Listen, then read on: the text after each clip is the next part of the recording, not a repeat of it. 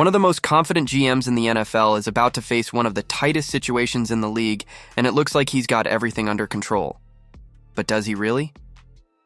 Brad Holmes spoke, left things hanging, and now no one knows what to expect from the Detroit Lions in the coming days. On one hand, the draft is coming in full force. On the other, the roster is almost full, moves are already in motion, and quiet talks with outside names are happening behind the scenes. And if you think that's all, wait until you hear what's being said about a trade that once seemed lost. But today could turn out to be the biggest win of Detroit's recent era. Yeah, Lions fans, this video is full of twists and behind-the-scenes strategy, so pay close attention because you won't want to miss a thing. Hit that like button and let's dive in.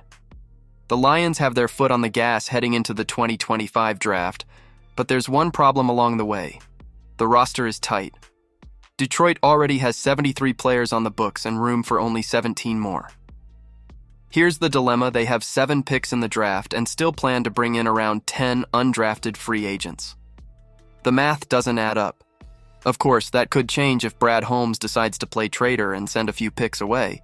If they trade up or down, it might free up space or make the situation even tighter. And it seems like everything's on the table.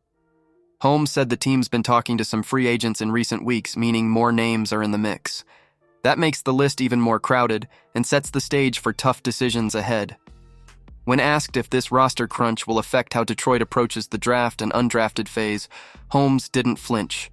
"We're going to operate the way we always operate." He sounded calm, saying the prep work is done, and now it's about going with the flow of the draft. He also brought up last year, when he woke up on the final day of the draft with a gut feeling that he needed to get aggressive. The result? 2 quick trades. So if that instinct hits again, hold on, the Lions might make a move. Now, if Detroit ends up with more players than they can keep, they'll have to make cuts. And not just from the bottom of the depth chart, some veterans or promising rookies might be out before they even get a chance to prove themselves. Holmes didn't dodge that. That can happen, and it's part of the game. He wants to go into the draft comfortable, not desperate to fill needs. But he knows the risk is always there. You can trade picks thinking you've got it under control, only to realize you won't be able to keep everyone you wanted. So here's the deal.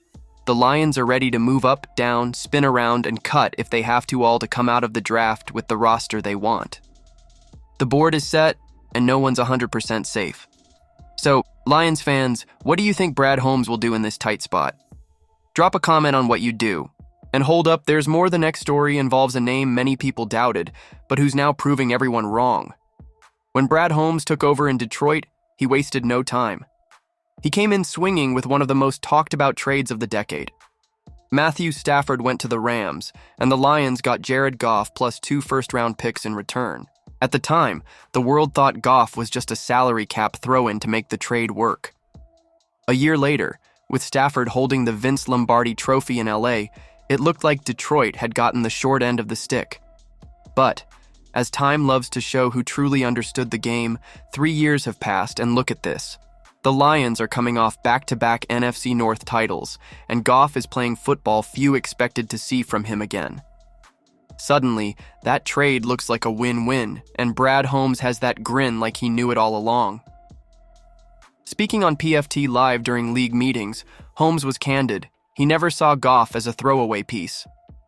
"I always had more optimism than the outside world," he said, pointing out that he'd known Goff since their time with the Rams, during the draft process, and his early years of success.